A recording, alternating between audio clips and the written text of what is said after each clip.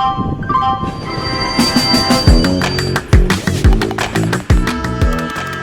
is a podcast by the News Minute, and you are listening to South Central. Hello and welcome to South Central. I'm Dhanya, Rajendran, your host. I'm joining you from Bengaluru, but my co-host Pooja Prasanna has abandoned me once again and gone off to Chennai. Pooja, how is Chennai weather today? Absolutely lovely. You know what I regret? Bangalore was just getting better. It was raining when I left and I came here. It was a shock. But Dhanya, irrespective of what some of the people on comments say about our animosity, I'm actually missing being with you in the studio, and I know you're missing me too. So yeah. Yeah, someone wrote on the comments on some video we did that these two definitely hate each other. You are so wrong about me. You are so wrong about me and Pooja. But the political climate has heated up in Tamil Nadu. In fact, so much that the DMK MLAs who went to Pondicherry, which is the same temperature, said that, oh, it's much cooler in Pondicherry. So remember, South Central is a show that comes every Friday. This week, we have small changes. Normally, we discuss two topics and we also look at the headlines of the week. This week, we have to have a new format because there's a developing story happening in Tamil Nadu and of course in Kerala too, but of lesser intensity, I guess. So Pooja, we'll go to the headlines and remember to become a subscriber of the News Minute and News Laundry. This is Press Freedom Month and we've been telling you that if press freedom matters to you, you must contribute to the media house that you trust in. And if that is the News Minute, then what's stopping you? Go and become a subscriber. Or if you don't want, there is a South Central link. You can click on that. You can directly contribute to this show because it will enable us to buy more equipment. It will enable us to bring more guests in and do all sorts of things. So don't worry, don't fret. Go and become a subscriber or contribute to the fund. Pooja? Let's go. We'll start with Kerala. The Congress Legislative Party, that's the CLP, passed a resolution leaving final call on the next Chief Minister on the Congress High Command. But of more significance is the fact that central observers met all the legislators independently. They had a one-on-one meeting and they took down their preferences. This is supposed to be off the record and the Congress President will make a final decision based on the report that the observers will give. I think a lot of people are confused as to why are central observers coming in and why is a resolution. That is how the Congress works, my friends. Central observers will come. They will ask all the MLAs individually what they want. But the LP will say that the Congress President will decide. So basically, opinions are taken to the Congress President and the President will decide. But let's not forget who are the competitors this time. K.C. Venugopal, V.D. Satishan and Ramesh Chennithila. In fact, by the time this episode is on air, maybe decision will come. But most of it now boils down to what does Rahul Gandhi think? Does he want KC in Delhi or does he not mind KC in Kerala? Moving on to the other camp in Kerala, Pinarayi says he accepts the verdict, says LDF will return stronger. You know, I was tempted to say what other option would he have? And then I was reminded of Mamata Banerjee, who refused to resign, saying, I will not accept this verdict. So yes, there is the option of not accepting it too. No, but Pinarayi's statement, which comes only like how many, 4 days after the results, Stalin, of course, went to Kolattur, thanked the people, though he did not win from that constituency. And I thought that is a very good gesture. Yeah, I love this particular statement where they blamed corporate-driven PR campaigns and political attacks contributed to the defeat. So yes, great introspection happening in CPIM. So we'll just tell you what Pinarayi Vijayan has said because we are not going to be discussing a second topic. He basically describes the result as completely unexpected for the LDF. He asserted that the result is not an end, but the CPIM will work more. The political work will continue. He promised a democratic review of the defeat and said criticism and concerns from the public and the party cadre would be examined. That is, of course, him accepting the verdict, turning the mirror inwards. Then he raised concerns over the BJP winning 3 seats, calling it a serious issue for Kerala's secularism and pluralism. Yeah, that is a concern many people have. But when it comes to vote share, the BJP is still stuck at 11.3. Last time they had 11.2. But it's just that though the vote share remained the same, their seats came up from 0 to 3. Pinarayi also accused media organizations of spreading half-truths, exaggerations and fake propaganda during the election. There is this overwhelming sense within the CPI that a lot of the media was against Pinarayi Vijayan in particular, which is also true to some extent.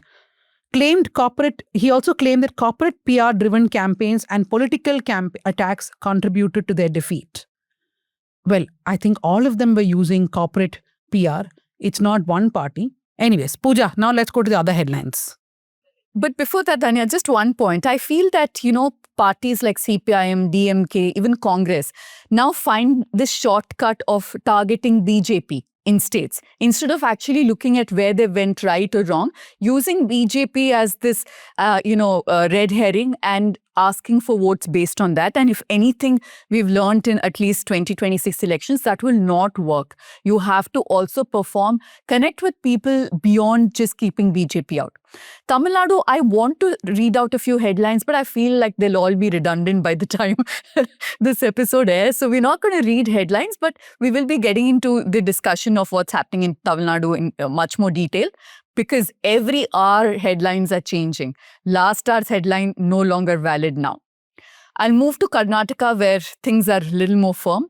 Chief Minister Siddaramaiah hails Karnataka by-poll wins. He's raised questions on Bengal outcome. He said that despite anti-incumbency, the DMK government's welfare programs had earned public appreciation. He added that sections of youth and women appear to have been influenced by the appeal of actor Vijay and termed the DMK's defeat a setback to the Dravidian political tradition. Also, Dhanya, we were talking about how this possibly did increase Siddaramaiah's stocks in the party, right? Especially the by-poll wins, the two by-poll wins. Yes, the two by-poll wins, I am told, has made Siddaramaiah's position a bit firmer in the party. So we were expecting that DK Shivkumar will raise his demand again that he should be made chief minister. But he could turn cautious, especially in Davangere, where the Congress believes that their own party members had gone against their candidate. Siddaramaiah still managed a victory.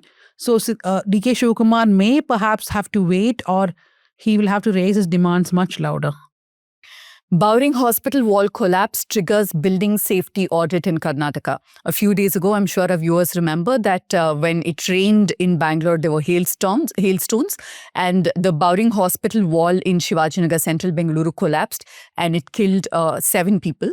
Following the fatal wall collapse at Bowring, the Karnataka Health Department has ordered a statewide inspection of aging health facilities with officials directed to submit a report within 15 days. I feel like this is such a knee-jerk reaction we see every time there is a tragedy of this measure. Let's move on to Andhra.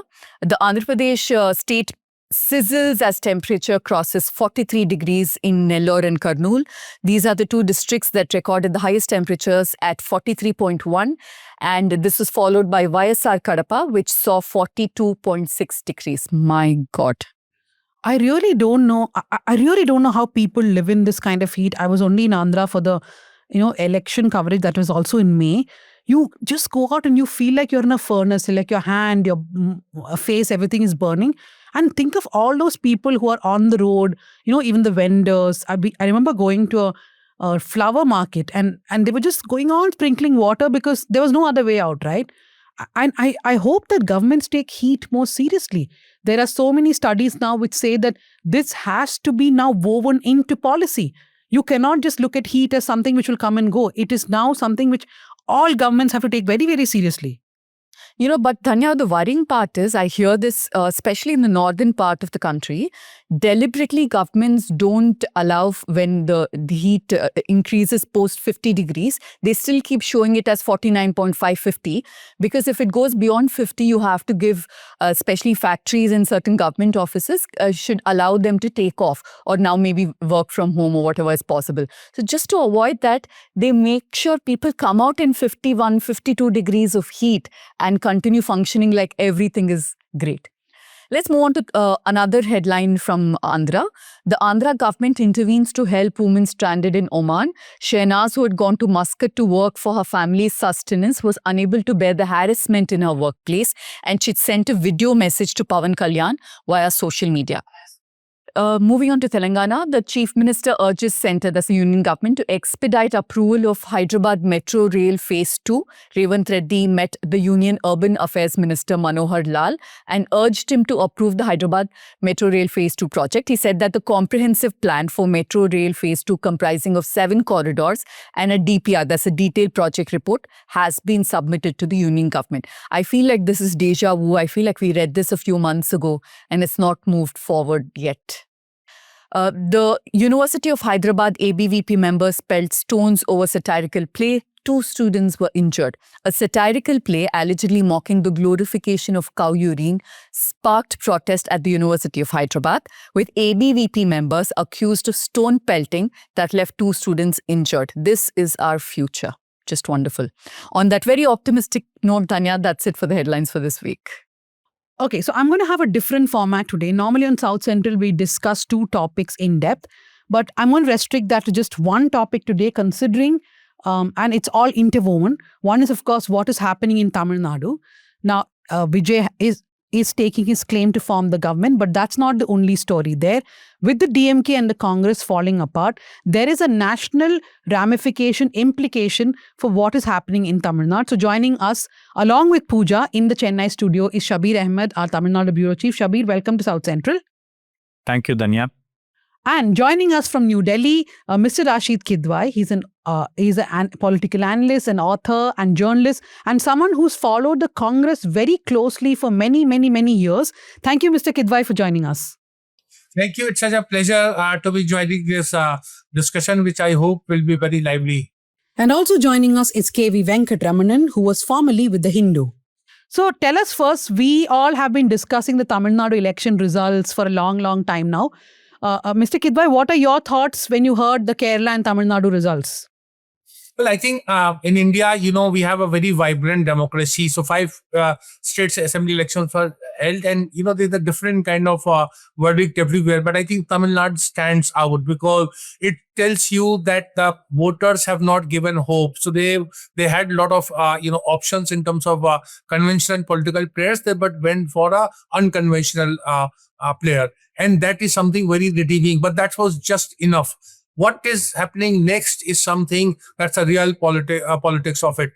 Then you also saw the visuals of when actor Vijay, he went to meet the governor. There was a lot of positive energy all around. That the governor was very much welcoming. He was actually standing because protocol-wise he should have been sitting, and then he may not have got up. But he was there. There was a lot of warmth. There were a lot of genuine feelings were there. But I think then this politics took over, and somebody from Delhi may have called governor and said that, look, don't make it things easy. And that's where, I think the politics has come in. There is no other claimant. You see, the job of a governor, let's leave aside what is the constitutional position, what is the propriety, etc.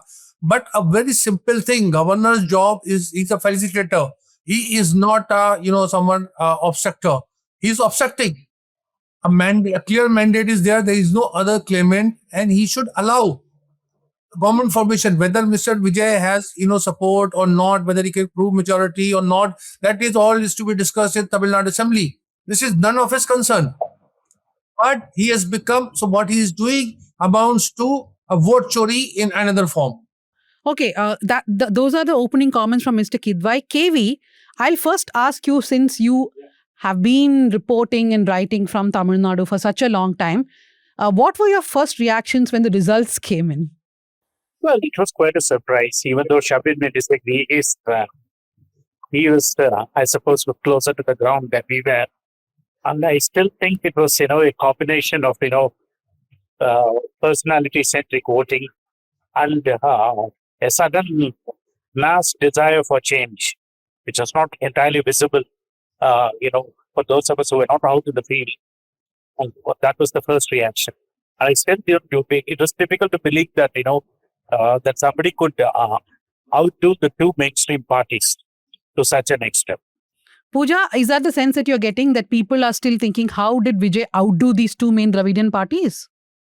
I think it has kind of settled in now from the last time I was here, which was a couple of weeks ago, till now. People seem to be speaking more vocally in favor of Vijay. So I think those who were still unsure whether they should come out and tell people that they're going to vote for Vijay, that fear is, I think, not there anymore.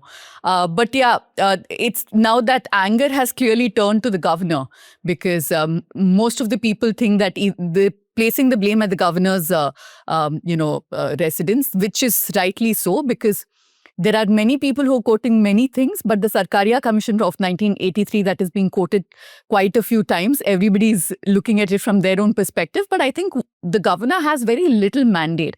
His only job is to make sure that the state does not remain without a formal executive head. And he's doing that. By not calling Vijay to swear in, he's actually ensuring that he pulls this out a little longer. And it is not his mandate. He's exceeding his mandate one more time by asking for numbers before the floor test itself. We'll, of course, get into it in more detail, but I feel like the euphoria of Vijay's party's victory is now turning into anger against the governor. Shabbir, one thing I want to ask you is that there's a lot of criticism against Vijay that since the governor is delaying the oath taking, why is the TVK so reluctant to criticize the governor? See, for the TVK, the only thing that they want now is to, an invitation from the governor to form their government. So that is what they're expecting. And right now, they don't want to start on a very wrong footing. In fact, I have been talking to people. They say that, all they want is to muster the numbers, firm up the numbers. And they are expecting that the CPI, CPM and VCK will, extend support. Because that is what Vijay is expecting. So if that happens, then they don't have a problem. They don't have to fight it out. They clearly have the numbers on their side. So their entire focus is, on that factor. The other thing is that, this is the first time Vijay is becoming the chief minister. So why should he fight with the governor, at the very beginning? So that's the sentiment there. And they thought that it's going to be very easy. They never thought that there'll be a plot twist. So on Wednesday morning, things were all very fine. Convoys were provided to Vijay, like par with the chief minister, except Jammer vehicles. Every other vehicle was there, as part of his convoy, and he entered the Raj Bhavan. So there is a stark difference that you see. Yesterday, when Vijay visited the Raj Bhavan, the scenes were completely different. And today, his car was stopped. It was checked. The people who were there inside his car, their names were noted down, and after that they were allowed to go. And the cars that accompanied Vijay were not allowed to enter Lok Bhavan. So the scenes have clearly changed, which clearly goes to show that something has happened between in the past 24 hours.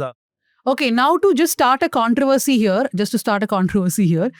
Kidwai and both of you said, what is the governor's role here? He should have allowed Vijay to take oath and then prove his numbers in a floor test. KV has put out a very long thread on Twitter today in which he thinks that the governor's actions are legitimate. Because if the governor had done anything otherwise, which is to call Vijay without numbers, then the governor would have been criticized that too. So KV, tell us, why do you think the governor's actions are legitimate? See, right now the governor's actions are not legitimate. It's not about the morning position. He is right in seeking numbers.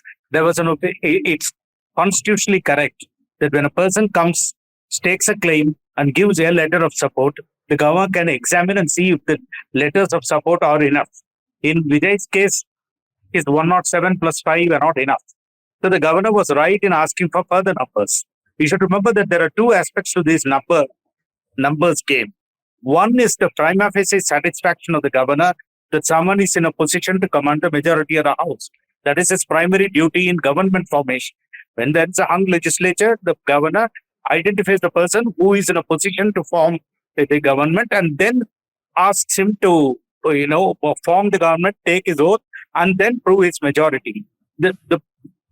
What he ought to have done is once he realized that there were no other claimants, he should have invited him. It's not that he is invited because he presented letters of support and those seats were inadequate. Even otherwise, the governor has the constitutional option of doing two things. One is inviting the leader of the single largest party or leader of somebody who is in a position to form an alliance with others. Probably Vijay's error was that when he staked this claim, he gave an impression that he is forming the government with the support of allies, and the governor found that the allies were not enough. Once that option was exhausted, the governor should still have invited him because there are no other claimants. Because let us go through the sequence of events. The Sarkaria Commission has recommended In the event of hung legislature, in a situation where the governor has to use his discretion to to form a government, she has to invite the pre-poll alliance, which has enough numbers. Secondly, has to invite the single largest party with whatever support they have been able to garner. And thirdly, it's a post-poll alliance in which everybody joins the government. It appears that the governor is abandoning the option of inviting the single largest party altogether, which is wrong, actually. The easier thing would have been to appoint Vijay. Then if he fails to prove his majority, you take up the others. You consider other options. That is my point. The governor is constitutionally correct in both appointing the single largest party leader and in asking for some proof of support that he can make up the numbers. Both are constitutionally correct. So, the two cases that are being cited, the recent ones, one is the 2018 Karnataka case. You and I spent many days and nights in Vidhan Sabha reporting on that. But I think how this case is different from what happened with Yediyurappa when Vajubhai Wala, the governor, then called him and asked him to take oath and gave him 15 days, which the Supreme Court struck down. Single difference is there was no pre-poll alliance that had the majority in Karnataka, and while BJP was the single largest party, two other parties, that is Congress and JDS, in a post-poll alliance had the numbers to form the government. They were not given the chance to, where Yediyurappa was first called. And the Supreme Court rightly had said that the governor is allowing or encouraging horse trading by giving him 15 days to prove his majority. It was valid in that case because there was no single party that Yediyurappa could have possibly brought in a post-poll alliance. It was a matter of breaking one of the two parties or both the parties. Bring individual MLAs, get them to defect to BJP side, which is what eventually happened. But that is why I think that logic will not apply here. Here, TVK is not necessarily looking at breaking parties. TVK is looking at smaller parties, which on a whole could possibly come and ally with the TVK. So I think those two scenarios should not be mixed up. Mr. Kidwai, do you think so? And also a lot of this mistrust is also because of how the BJP has played with the governors in the last few years.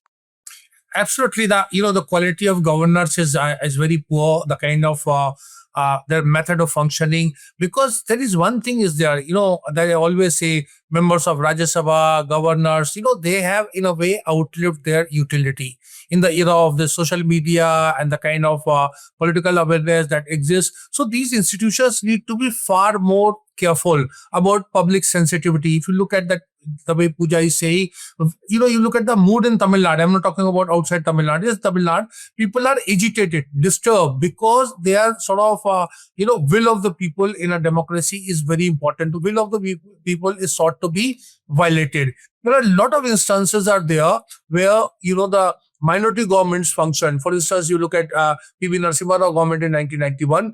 He didn't have majority, but that time the President of India gave him a chance, and then of course he proved his majority, because otherwise the governor would always be governor's job, as we keep saying, is to get a government in place. There is no other claimant, and Mr. Krishnamurthy is also saying. So why is he doing it? I suspect, and I have no proof, but that he's been instructed from Delhi, that why are you acting in haste? Because you see the political parties and those on the top, like just like Rahul Gandhi wants to have a kind of a sharing power in Tamil Nadu. Similarly, the NDA would also want, and we know that there are many states in the northeast where actually the NDA is very negligible, but NDA is there because of, they're at the center. So center would want to have a sort of thing that, we have an NDA government. There are 22 BJP ruled state, so there is 23rd state of India ruled state. So that kind of temptation, and Vijay don't want to listen to them, not now, not a week after, not a year. But there is an attempt that Mr. Vijay should become sensitive and should understand what is Delhi all about. So I think this kind of script is very anti-democracy, and that is what I'm saying, it amounts to, in a way, vote chori. KV, while I understand where you're coming from when you say that there are previous examples where governors have been pulled up for acting in haste and allowing political leaders to take oath as chief ministers, then giving them time. You took the Yediyurappa 2018 example.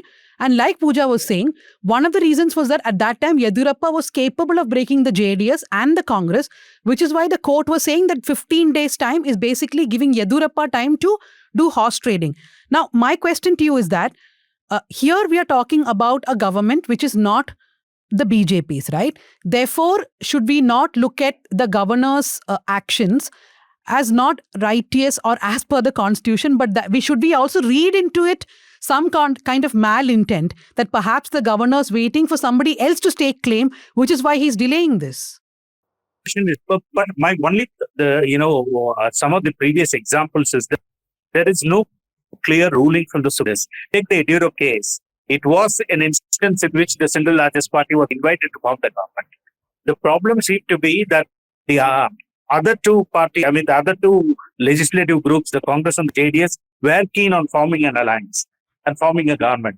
And the governor gave Yediyurappa 15 days. The court merely did one thing. It reduced 15 days to 1. It just said, have the floor test tomorrow. So the principle was never, laid down that you should not or should invite the single largest party.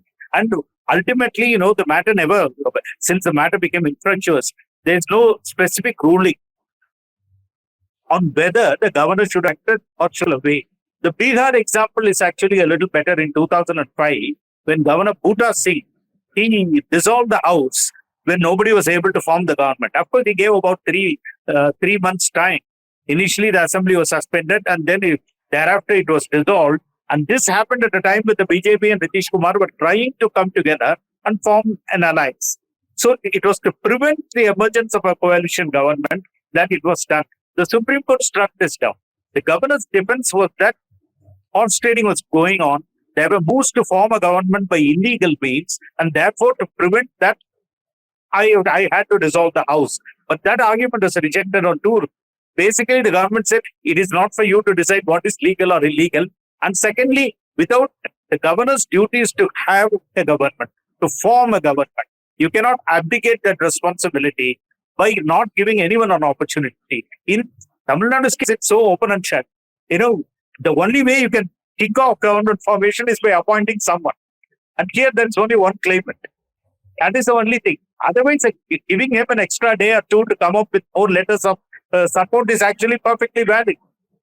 Yesterday, the situation was that he was giving them a few days. But today, it turns out that there is an attempt to cobble together an entirely extraneous coalition of the one is the outgoing party and the other is the party that finished third. This is an extraordinary situation. And even this would be valid adding given Vijay the opportunity to come to the floor, and then if he failed to muster the support, he can always explore other options. That is the problem here. And clearly now the space for governor's discretion has been crossed and the space for political maneuvering has begun.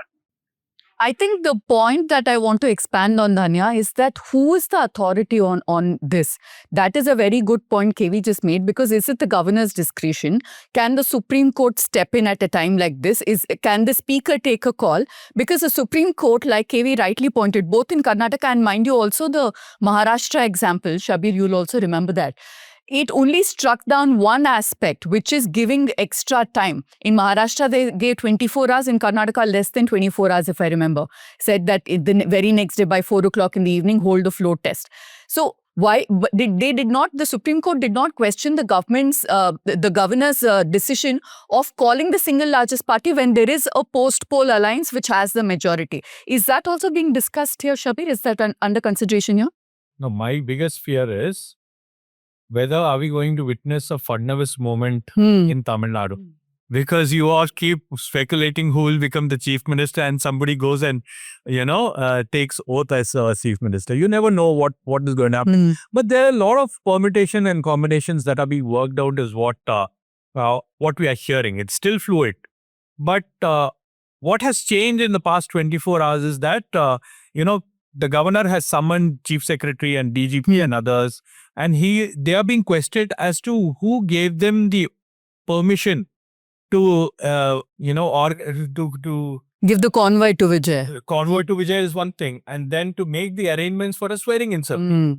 all that was visible. Like media channels were reporting that, Vijay is going to become the chief minister at around 12 o'clock. There are 5,000 guests who are being invited, and the swearing-in ceremony is going to happen in Nehru Stadium. Everything was like... A lot of people traveled from districts and came without knowing. Yeah. And this morning, people were all, standing over there. So I think, there are a lot of things that are at play here. Purely power politics. That is something that we can hear.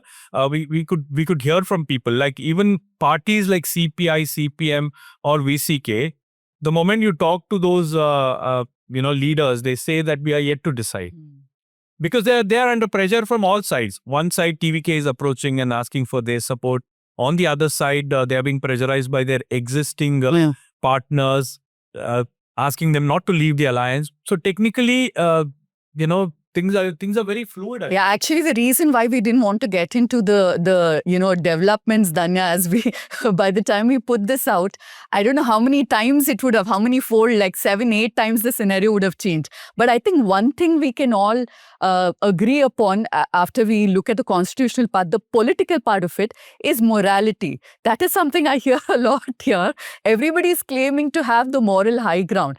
But I wonder who really does, because here is, there are 3 to 4 parties with the two or 1 seat. They've won.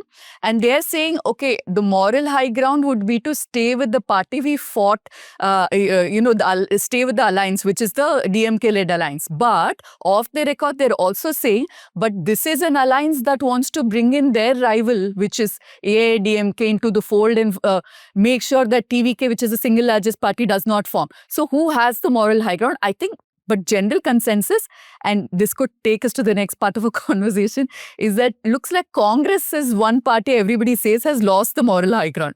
I want all of you to come in on that. I just want to come in here and say, see, the one factor that is binding the SP alliance, that is the DMK-led alliance, is an anti-BJP plank. Yeah. So that applies to TVK as well. So if Congress has joined the TVK and they have said that we have taken this decision to keep communal forces away, the same parameters is applicable for CPI, CPM and VCK who have a staunch anti-BJP stance. So I think that is the point, that is the larger political point that these parties should be considering. Now, if you don't support TVK, you will allow BJP to maneuver in the state. You will allow BJP to make all the moves. So I think that is the bigger threat here.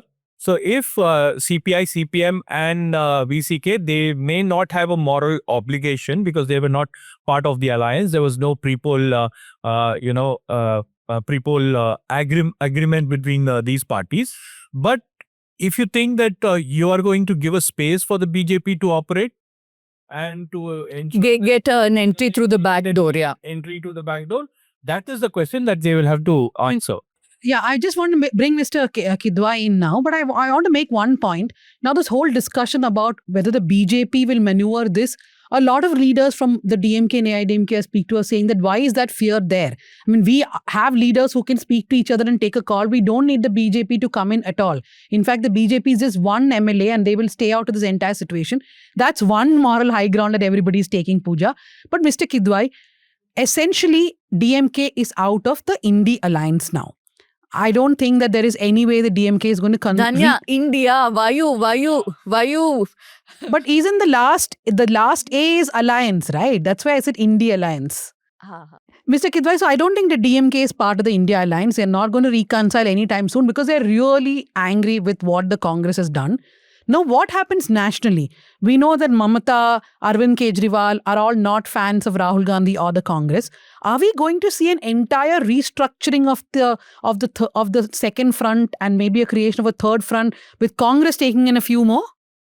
So, yeah, I'm glad you raised this point. You see, there are certain misgivings are there about India Alliance. India Alliance was there for 24 Lok Sabha. It is dead and gone because the alliance politics in India from 1977, and I've observed it very closely, that the alliances are formed. Their birth is announced, but their death is never announced. Nobody talks. What happened to UPA? When was that there was the press conference to say that we are closing shop?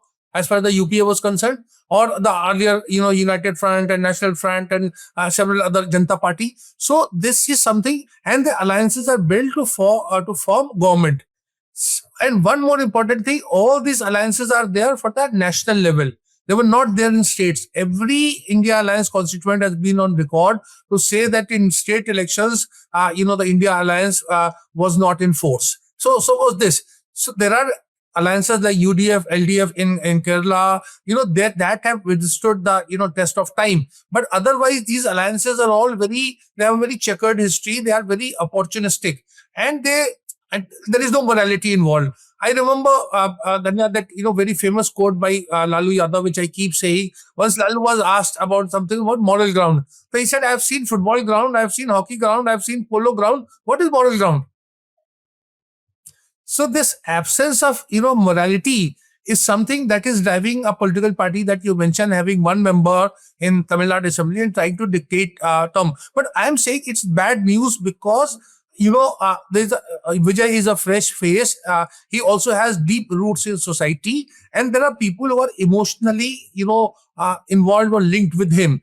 If this kind of mandate is, if there is some kind of tampering with this kind of mandate, it will leave very, bitter taste in a lot of people's mouth, and there will be a reflection. There will be manifestation. Why spoil it? Because Vijay has to come to power because there is no other claimant. I don't see DMK coming together in a near foreseeable future, and they will never have numbers. See, the left has a knack of, making every simple thing looks complex.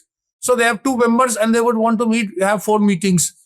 They are entitled to. But I'm just saying that they are showing a lot of importance. The role of governor is essentially political, and whole world is seeing. So governor should not think that if the Raj Bhavan is very, majestic and oriental and all, he is not accountable. I'm telling you, these 2 institutions, Raj Sabha and Raj Bhavans, they are coming under a lot of scrutiny, and one day public opinion will turn against them. So they must act as per whims and wishes of the people of India, not against.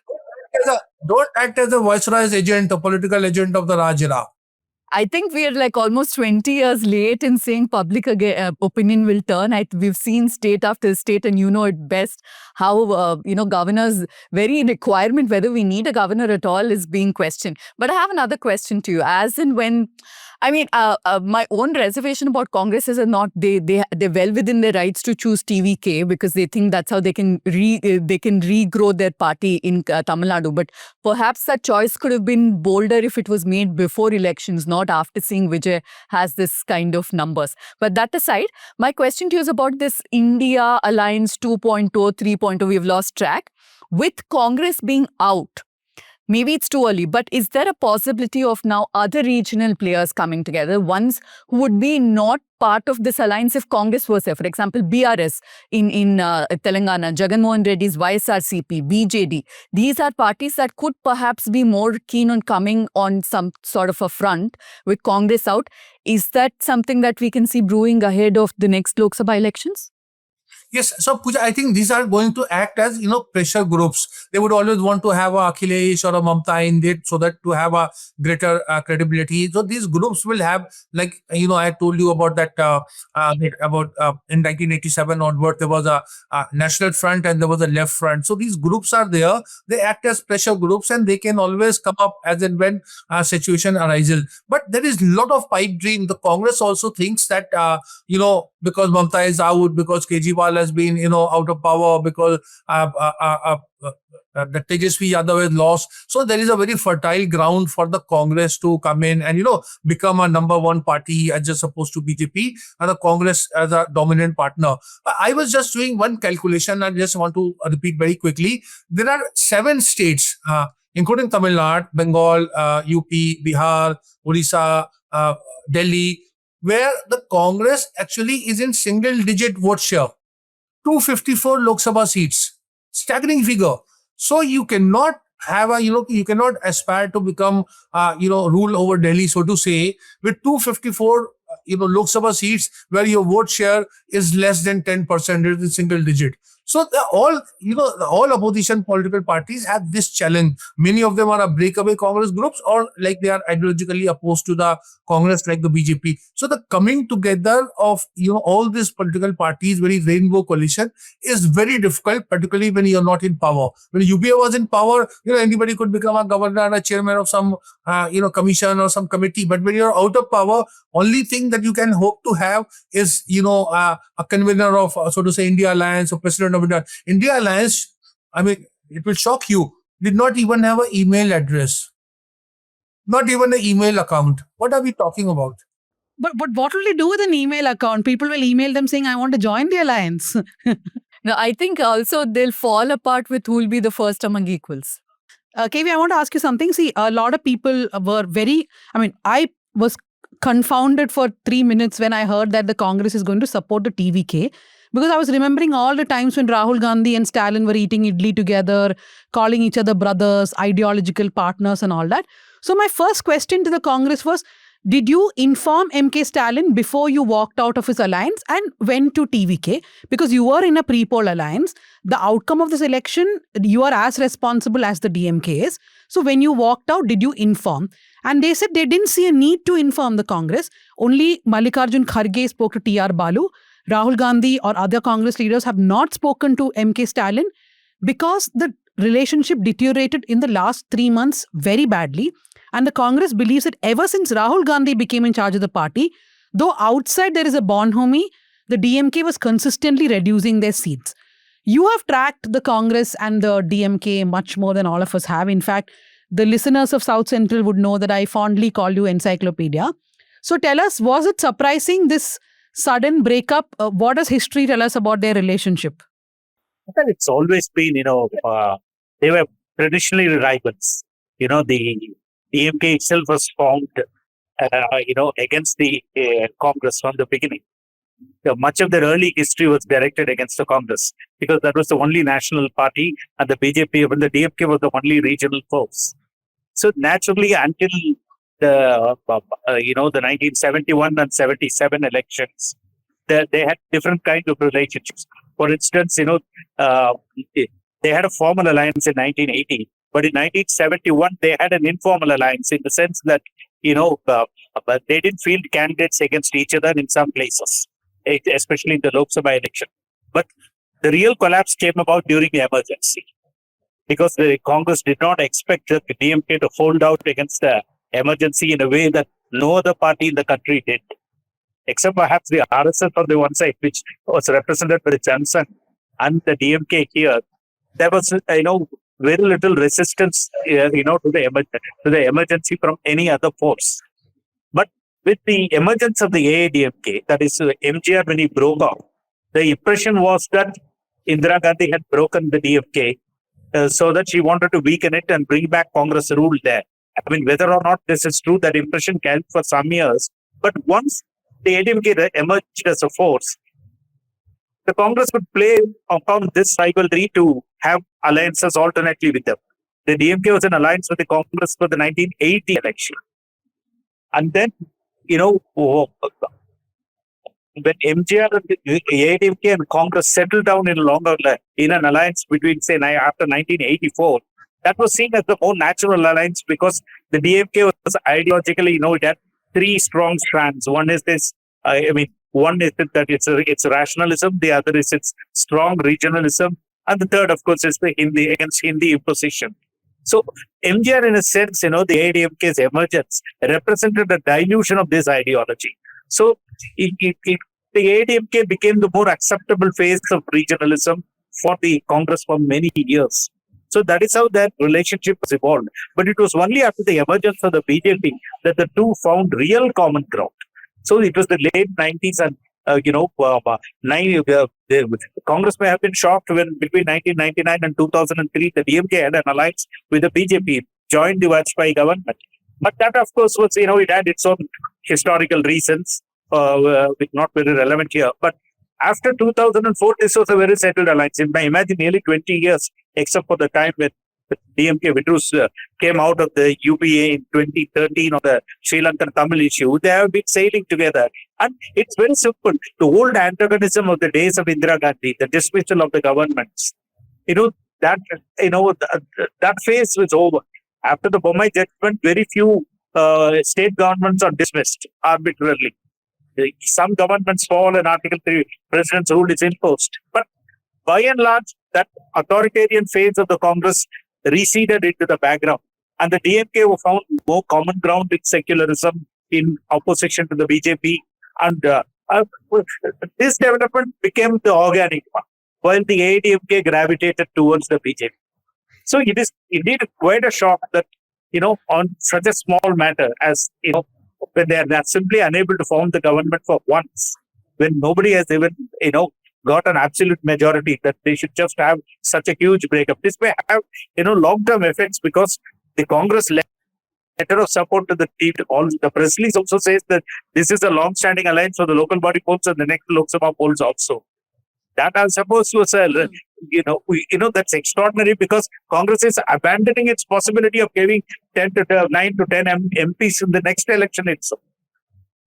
And it also is, of course, it's a red flag for the BJP also because it's a direct signal to the BJP that the DMK and Congress will not be together. Rather, the Congress will be with the TVK for 2029. I think that is the real starting point of the BJP's decision not to allow Vijay to form a government. That's so absolutely true. I agree with KV because things started to fall apart for TVK leader Vijay after Congress said that they are going to, give their support. See, Congress could have been like little clever because the way they worded that press release was like, this is going to be a long-term alliance. And this alliance is going to continue for local body, for Rajya Sabha, for Lok Sabha, for corporation elections, for cooperative society elections, every other thing, then they have named it. See, Congress latches onto the winning horse very tightly, wherever it is. See, that sent alarm bells ringing for the BJP because BJP is already disappointed. They never expected that Vijay would do so well. BJP was expecting that their vote share would increase in Tamil Nadu, their seats would increase in Tamil Nadu. BJP has just one seat. They won one in Udagamandalam. Yeah.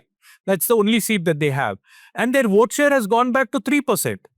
Now again, BJP will have to, work really hard because from 3%, they brought it to 11%. And now they back wanted to make it to 20% or something like that. Now, once again, they're back at 3% party. So I think the tag and the humiliation of going back to being said, called as a 3% party is going to hurt the BJP more. Two things I want to just say, Dhanya. One is, of course, I think the Congress jumped the gun. Many people who are supportive of Congress's decision also say that they could have maybe conveyed this to other parties, didn't have to make a public announcement, given time to TVK to bring other parties on board. We're calling them smaller parties, but I think that's disrespectful. I mean, parties with 1 or 2 seats like CPI, CPM, IUML and others, then made the decision. Maybe the governor wouldn't have played all these political games. Second point I want to make, when we speak to people in Congress, I think what comes across strongly, and I want Mr. Kidwai to come in on this, it feels like there was this generational war going on within the Congress. There is this Mallikarjun Kharge camp, which is more, respectful of older alliances. They're more cautious in how they move forward. And then there is a younger team, perhaps encouraged by Rahul Gandhi, who are impatient. They don't care. They say all this morality and all this nonsense. Look at BJP. Only thing that matters is winning. So this is perhaps a shift of that school of thought. What do you think? Yeah. So there are two things. First of all, I'm telling you, Pooja, the Congress in the eyes of, let's say, media and its opponents can never get its act together. So there'll always be Congress fault come what may be. See, every political party has a right to learn and live. The Congress made an error of judgment in not aligning with TVK, though there was a sort of, Rahul Gandhi's rapport with Vijay was supposed to be very good. And there were a lot of people in Tamil Nadu Congress, including Praveen Chakrabarti, who wanted an alliance with Vijay. And it's all there. And you're absolutely right that Mr. Mallikarjun Kharge and I think DK Shivkumar and several others played a role, even Mr. Chidambaram, in going with the DMK, perhaps even Sonia Gandhi. But that happens in a life of political party. Remember, alliances are there. They're transactional in nature. They are based on, the news. The calculation is that it will serve the purpose. It is not like, so political loyalty or this alliance is transactional. It is not absolute. It's not like between man and God that, come what may, you keep believing in God. So if the Congress, there is no nothing wrong in what Congress has done to my mind. And the pace of it, as I said, the Congress can never get it right as far as the media is concerned, because whatever Rahul Gandhi does, there will always be questions. I think Rahul has done very well and very quickly. He did what we call it in Hindi bhul sudhar. So he made a blunder and he tried to retrieve that situation and became a partner with TVK. And of course, these are all hiccups. I think 48 hours or 24 hours, you will see there will be a government. Nobody can deny Vijay is rightful place to be Chief Minister of Tamil Nadu. This is a matter of time. Central government or governors can delay it. And you see, the Congress will get a better bargain, as you know, and I think you know more than me, that there were a lot of hiccups. The DMK was never willing to share fruits of power in Tamil Nadu. And that was a sore point, and a legitimate sore point. So now with Vijay, perhaps they will have more seats to fight in Lok Sabha. They will get more Rajya Sabha berths. They will have better, coordination, because Vijay is one person. If Vijay and Rahul, they get along, like, Jayalalitha and Rajiv managed to get along, like many other people. So it will be a relationship of trust. And that is what you need. You don't need an institutional mechanism. The optics of Rahul Gandhi and Vijay on one stage campaigning in Tamil Nadu for 2029 is something that Congress leaders are already visualizing. In fact, I was there to interview Girish Chodankar, and I was talking to several other Congress leaders. They were like, Vandito sir, it's now going to be like a power pack show. Let the governor do whatever they want. Let the BJP do whatever they want.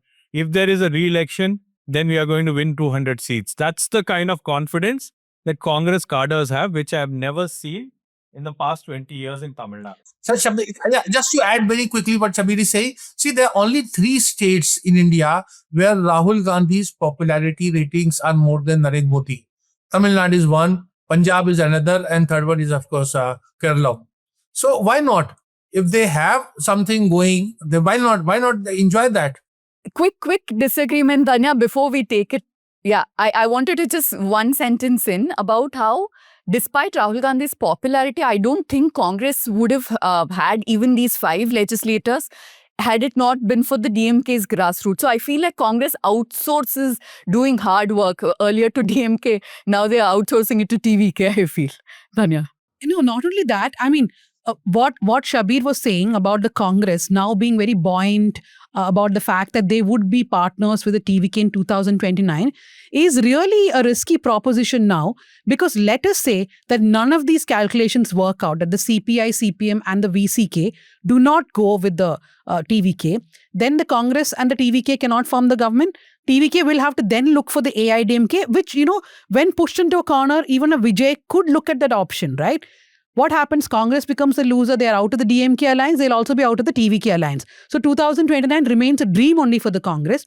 What actually surprised me, considering I was in Chennai during 2013 when the DMK walked out of the Manmohan Singh government, I remember clearly that there were so many hectic parleys at that time because the DMK had insisted that in the UNHRC, India's resolution should say genocide in Sri Lanka. Karnanthi insisted that. And when the Congress said no to it, that's when the DMK resigned. Alagiri, Jagat Rakshak and Napoleon, all the ministers resigning.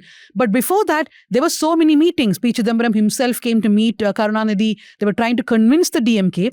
But today, when the Congress simply walks out of the DMK, nothing like that is happening. And, it was not even visible to us that things have come to such a strain that the Congress simply walks out. Now, Mr. Kidwai, my last question to you is that very typical also of the Congress? That these sudden decisions would be taken and then would you classify this as a bold move? Like some people think it's a bold move for the Congress. Somebody in Rahul Gandhi's office told me, look, the DMK has not allowed us to grow. The DMK is very clear that they will not allow any national party to come into power, whether it's a BJP or the Congress. Therefore, there was no point for us of being in the alliance, right? Some people see it as a bold move. Some people see it as careless, and others see it as complete betrayal. How would you look at this? Well, I find it very interesting. I think, you can go on criticizing the Congress for being opportunistic, but similar situation, had it been the other way around and DMK being there, DMK would have also done the same thing. They were there in part of, United Front, and they became part of Vajpayee government. So every political party, as I said, has a right to, learn and live. So principles don't apply in that sense. But I think, the Congress is viewing Vijay because Vijay doesn't have a, baggage. And that is where I think some of the observations you made that, a possibility of Vijay not being able to form government and all. I don't, as a political commentator, I don't see that happening because Mr. Modi and Amit Shah, they are very careful about, picking their enemy. They always pick on, people and institutions that have a lot of legacy. Like for instance, Jawaharlal Nehru, you can find so many faults with him because Nehru was there for 17 years. He was the prime minister, and of course, with the passage of time, a lot of things that were done during the Nehruvian era don't look that nice as they were at that point of time. So all these things, I don't see in my assessment, and correct me if any of the panelists think otherwise, that I don't think Mr. Modi and Amit Shah will take I use a very colloquial language, a panga with Vijay at this point of time. Because it is not one man. It is, he's a package. It comes with a lot of, it's the state of Tamil Nadu that the government of India would be confronting. So, and it's not worth, and even outside government of India, outside Tamil Nadu, the optics are bad. So Mr. Modi is very careful about, the sensitivity of the subject. He will not confront, Vijay and deny him his rightful place that is being, having a say at, Fort George. Dhanya, you also talked about Congress. The bonhomie between the Congress and the DMK, it changed long back. See, what we saw in 2024, the scenes were not the same in 2026. Something has snapped. Talking about that Coimbatore, that sweet shop. Yeah, sweet shop, yeah. The sweet box from your brother and all that, the tweets, and then Rahul Gandhi asking MK Stalin, when can we go on a cycle ride? All of it. Like it was social media love between both the chief minister and the leader of opposition. He started Bharat Chodo also from Tamil Nadu. Stalin flagged it off. Exactly. So things were not the same. And I think something had snapped between the relationship between Rahul Gandhi and MK Stalin. The Congress leaders, they know what exactly it is, but they are not willing to say it in open. And I think Rahul Gandhi refused to even share a stage with MK Stalin during the 2026 election campaign. And also, he refused to share a stage with MK Stalin in Puducherry. Because both of them were there in Puducherry on the same day, but they didn't want to campaign. So I think there was something that was going on, but it was not visible to the public eye. Or at least media was not reporting about it. I'll end with this question to KV. Mr. Kidwai said that maybe Modi wouldn't want to touch Vijay because there's a lot of optimism, etc. Do you feel on the ground there is so much of optimism about Vijay? Because like Stalin pointed out, it's 35% of the people only who voted for TVK. When you take the combination of others, they also got more than that. That's my first question. The second question to you is that all this talk about the AIDMK forming the government with outside support of the DMK, etc., having, covered these people from their inception, perhaps? Do you think that's even possible? No, I don't think. I don't know at what stage these arrangements are at right now, but I don't think it's even possible because, how long can it last? And both parties will lose their legitimacy right now. I don't see that happening as of now, even though there is so much of talk about it right now. And of course, the earlier point about, Vijay having some sort of approval rating with the center, with the BJP and Modi himself. But yes, there is a good deal of possibilities. But I think if at all, the BJP wants to retain, some sort of goodwill here, as Shabbir said, their vote share has really plummeted this time. That is to, not to deny him that first opportunity that he deserves.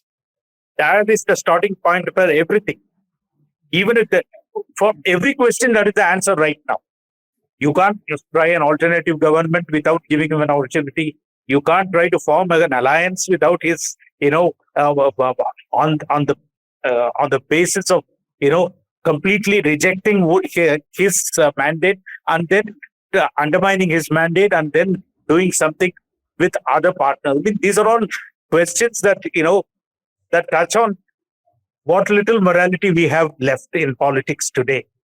So, regardless of what the attitude of the center is towards TBK, he has to take the call. And if they want to have a foothold so badly, they will still get their chance because there is a strong likelihood that he will not pass muster on the floor of the House.